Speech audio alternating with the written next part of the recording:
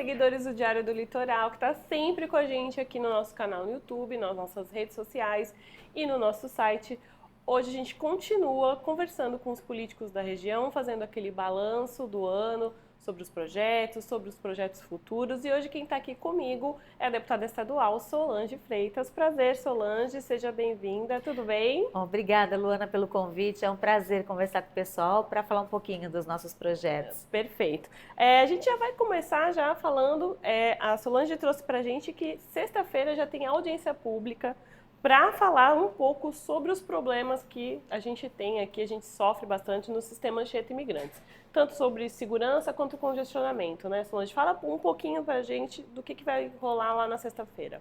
A gente recebe muita reclamação em relação à segurança, aos congestionamentos, o fato da gente que mora aqui no domingo à noite ter que voltar pela Anchieta, e são muitos problemas, né? Às vezes até de buracos na estrada, e a gente faz várias reuniões, às vezes com a Artesp, às vezes com a Ecovias, a gente pede, cobra, e sempre tem umas respostas, mas não tão positivas em relação a quando que isso vai melhorar? E precisa melhorar, né? Então, na semana passada, eu recebi várias reclamações e eu sou usuária do Sistema Anchieta Imigrantes. Sim. Então, eu sinto na pele também os problemas. Então, não é só as pessoas que estão reclamando, a gente sente no dia a dia o problema. E quem circula na Baixada também, que precisa usar Anchieta a imigrantes, aqui na Baixada também sofre com congestionamentos e falta de segurança. Então, na semana passada, eu decidi fazer essa audiência pública, aí acionei todo mundo, porque vai estar todo mundo junto. Artesp, Governo do Estado, vai estar também a Ecovias, os envolvidos no sistema, os caminhoneiros, e vamos discutir o assunto e ver o que a gente pode fazer de fato para melhorar e quando vai melhorar, né? Sim. E uma alternativa, né? Porque a gente está precisando de uma outra ligação para São Paulo. A Ecovias diz que tem projeto, o Estado diz que tem projeto, mas o que vai sair do papel? Então, acho que nessa audiência pública a gente vai conseguir discutir esses problemas e ver quais são as prováveis soluções. Isso inclui também a questão do asfalto ali da Anchieta. A gente também recebe muita reclamação da galera que tem que descer domingo, como você disse, pela Anchieta, e enfrenta não só o congestionamento, mas um problema viário mesmo, de buraco, né? A gente já teve até acidentes graves por lá. Eu não sei se você também percebe, como eu, que o número de acidentes também no sistema deu uma elevada nos últimos anos. Isso também vai estar incluso nessa conversa? E também acidentes graves, né? Sim. Como nós vimos vários envolvendo os caminhões, né? Porque tem os caminhões que vão normalmente, faz o trabalho certinho no trânsito, mas tem alguns que abusam. E esses que abusam podem provocar acidentes graves, como aconteceram. E tanto na subida quanto na descida, há muita reclamação de buracos na estrada. Sim. E a Anchieta tem sido fechada constantemente para obras, e aí com a imigrantes só para subida, causando vários congestionamentos, né? Sim. Tem dia que a gente demora 1 hora a mais para subir, porque só a imigrantes está subindo, né? Então, sim, os caminhões vão pela imigrantes, e às vezes um caminhão quebra, por exemplo, ou tem um pequeno acidente, aí trava tudo. Trava tudo. Então, isso também vai estar nessa pauta. Perfeito. Continuando a gente falar sobre transporte, você também trouxe para a gente sobre uma pauta que você tem levantado, que também é uma reclamação constante aqui na região, sobre ar-condicionado nos ônibus intermunicipais. A Baixada é a única que não tem esse tipo de benefício no transporte? Então, nas regiões do estado, eu fui pesquisar, nas outras regiões, os ônibus intermunicipais têm ar-condicionado. E por que na Baixada não tem? Aqui que é um calor infernal. Exato. E a previsão para essa temporada é de muito mais calor. Então eu tenho feito, aliás, eu fiz várias reuniões com a MTU, né, que é a empresa, sim, do governo do estado responsável por essa fiscalização e implementação, e a resposta é sempre a mesma. Está no contrato com a empresa que 5% dos ônibus tem que ter ar-condicionado. 5% dos ônibus é a mesma coisa que nada. Não dá. E não dá para aceitar essa resposta.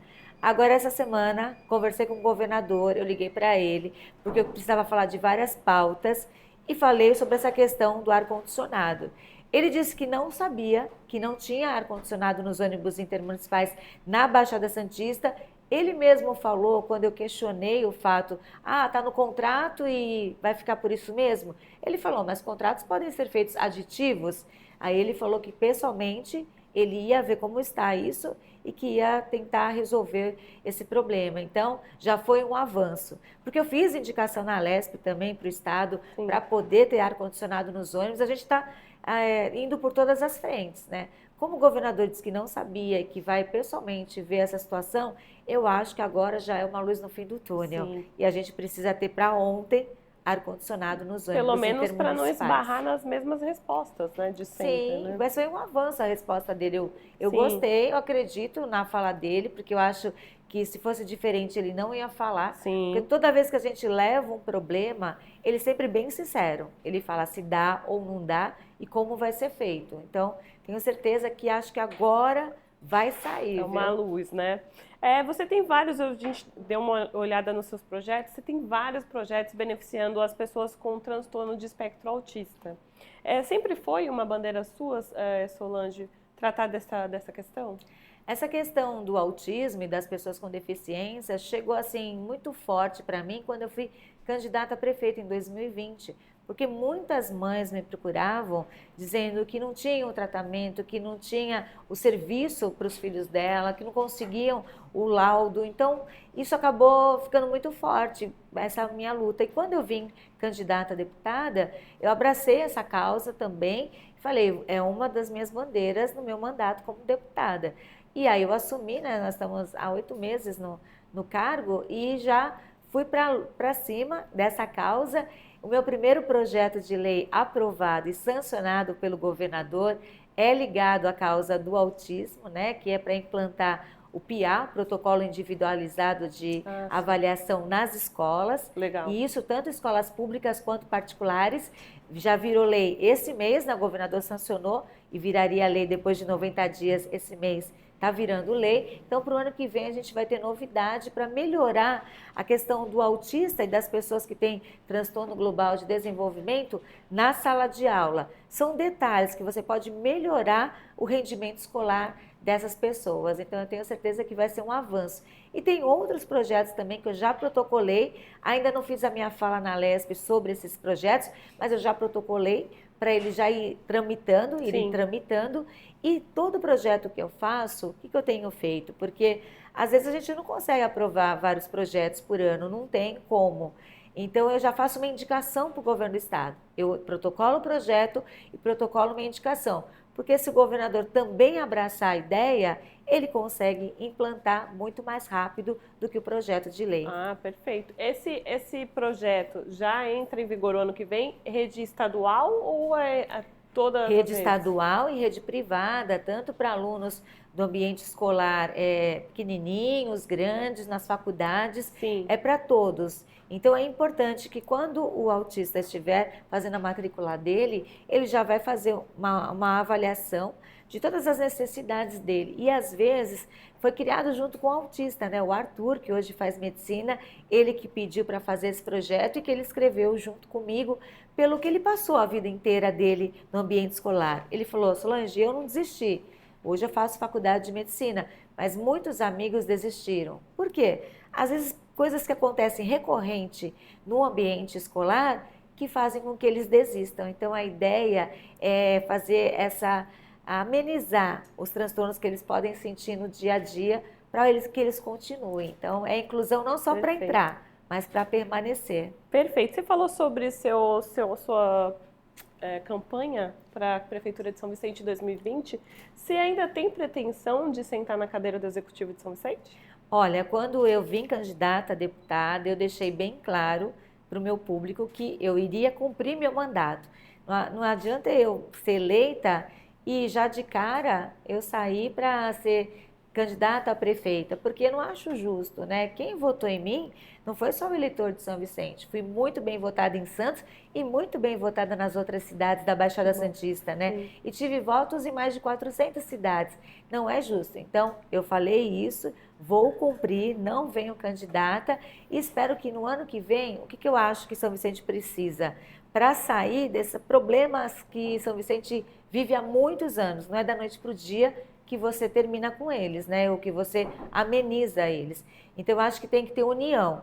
Então, por isso, eu conversei muito com o prefeito, estou junto, já consegui muitos recursos, muita ajuda para São Vicente. E no ano que vem, nós vamos estar juntos pela cidade. A gente está unidos pela causa que a nossa é a mesma, que é fazer São Vicente crescer. Você tem aprovado, então, esse governo, o atual governo do Caio? Sim, algumas coisas eu não concordo, mas tudo que eu penso diferente, eu ligo para o prefeito, eu converso. Hoje mesmo ele me ligou, a gente falou de possíveis emendas para o ano que vem, para ajudar no custeio da saúde e outros projetos importantes que a gente já conversou e quer fazer acontecer no ano que vem. E na área da saúde ainda tem muitos problemas. Sim. Eu já consegui vários recursos, 3 milhões de emendas que eu mandei para o custeio da saúde, consegui com o governador mais 10 milhões para a saúde também de São Vicente, mas esse dinheiro está sendo usado no dia a dia, no custeio. A gente não está conseguindo ampliar e Entendi. precisa ampliar. Então, isso eu acho que ainda é uma falha que precisa ser corrigida. Perfeito. A representatividade feminina na Assembleia Legislativa cresceu nessa legislatura, né? E quais pautas você defende neste âmbito, neste assunto? E ainda é muito pouco, né? Ainda pouco. Temos poucas mulheres. Cresceu 33% e ainda é pouco. Ainda é muito Sim. pouco, ou seja, era baixo demais, né? Em São Vicente, que a gente estava falando agora há pouco, na Câmara, há quase 20 anos não tem uma mulher.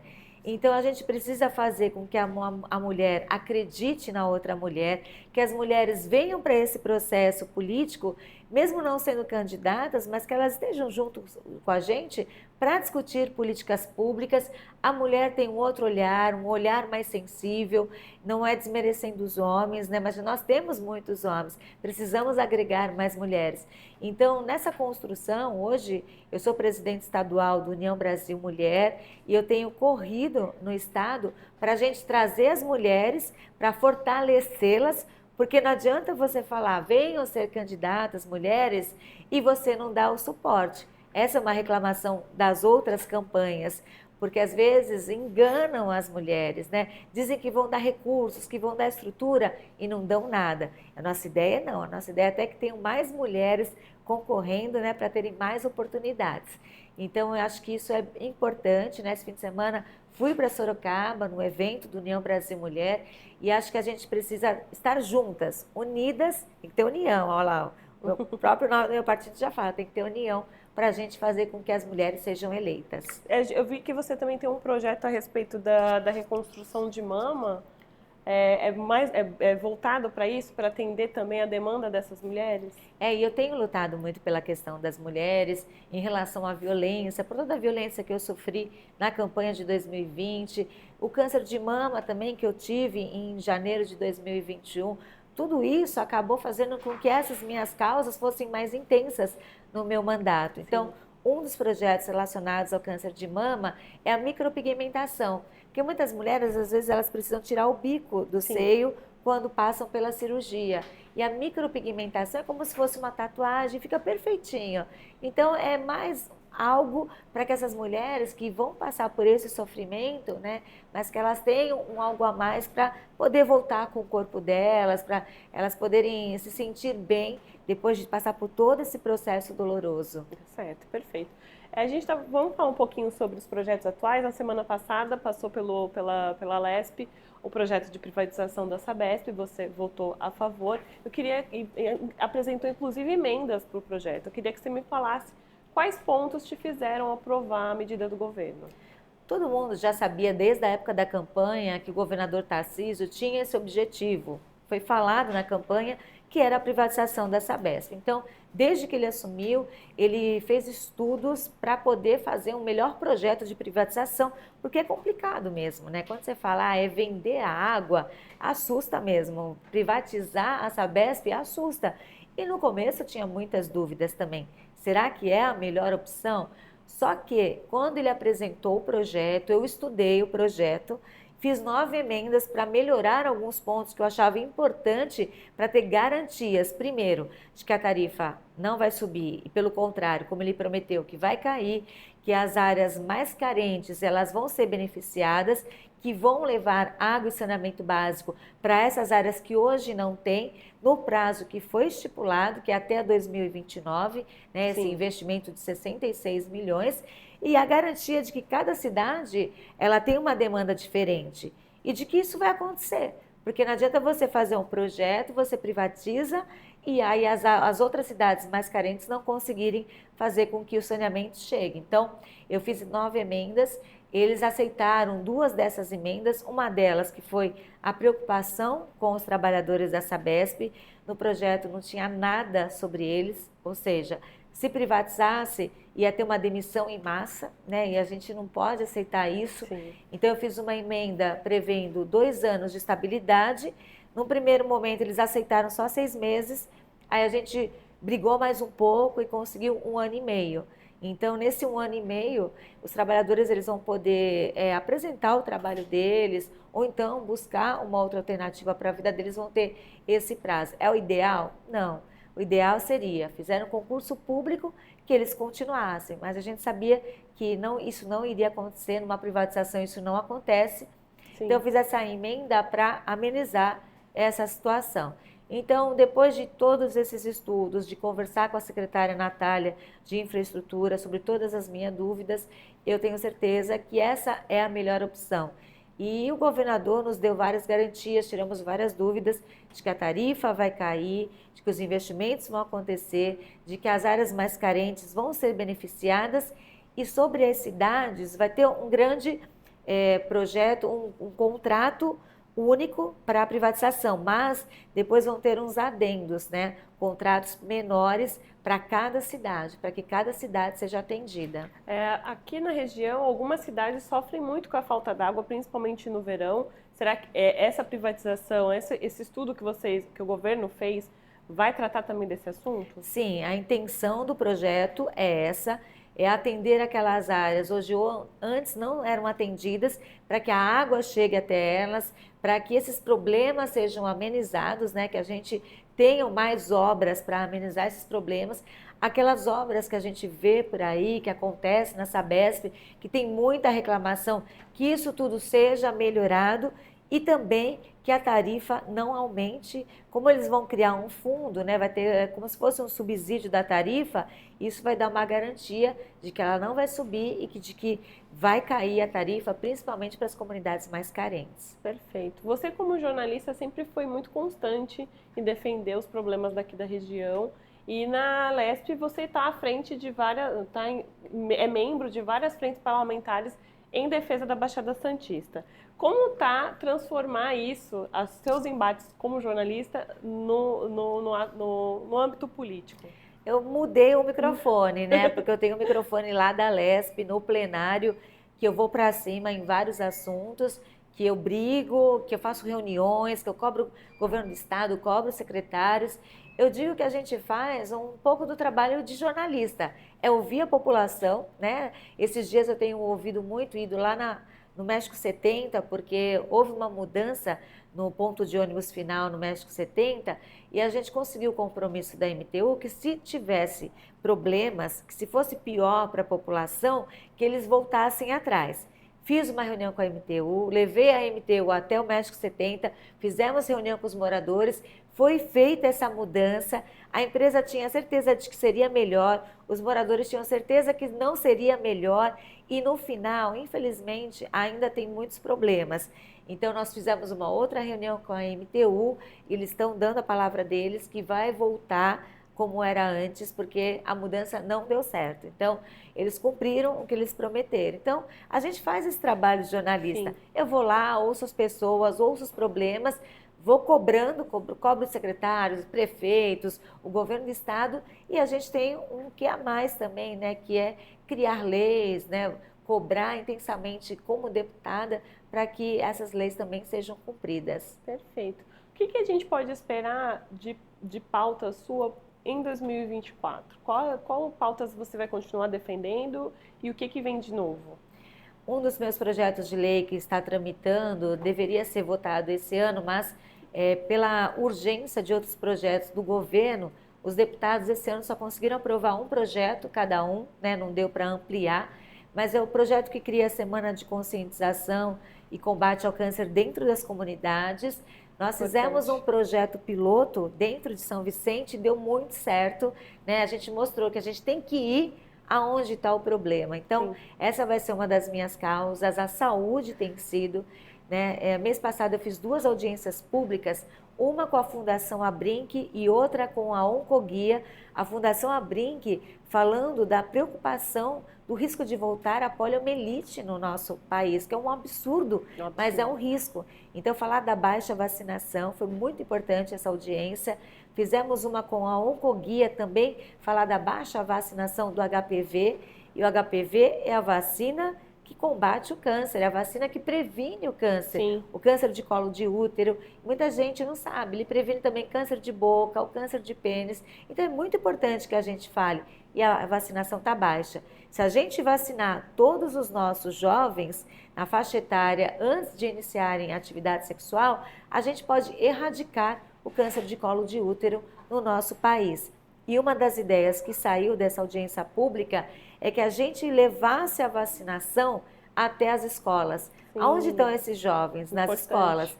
Então, na semana passada, a partir dessas informações, eu fiz uma indicação ao governador para que no ano que vem faça um mutirão no início do ano letivo e que a gente vacine esses jovens na escola, que é onde eles estão. Então, e o combate ao câncer também é uma das minhas lutas. Vários projetos que já começaram a tramitar em relação aos autistas e as pessoas com deficiência e a questão da mulher. São lutas que eu vou continuar, que eu vou estar lá brigando, e as pessoas podem ter certeza que, como deputada, aquela jornalista combativa continua lá no plenário lutando. Perfeito, muito obrigada pelo seu tempo aqui conosco. Gente, a gente encerra por aqui a nossa entrevista com a Solange Freitas. Eu espero que você acompanhe a entrevista completa no nosso YouTube e fique aguardando o próximo, que a gente está falando com todos eles. Todos eles estão sentando aqui na nossa cadeira para falar um pouquinho do que foi e do que vem por aí, tá bom? Um beijão, até a próxima.